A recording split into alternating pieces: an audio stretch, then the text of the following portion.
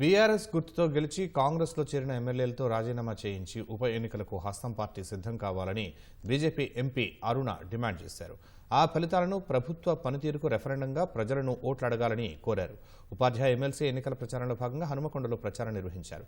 ఉపాధ్యాయులకు ఇచ్చిన హామీల అమలులో కాంగ్రెస్ సర్కార్ పూర్తిగా విఫలమైందని ఆమె ఆక్షేపించారు. దేశవ్యాప్తంగా కాంగ్రెస్ ప్రజావిశ్వాసం క్రమంగా కోల్పోతుందని అరుణ వ్యాఖ్యానించారు.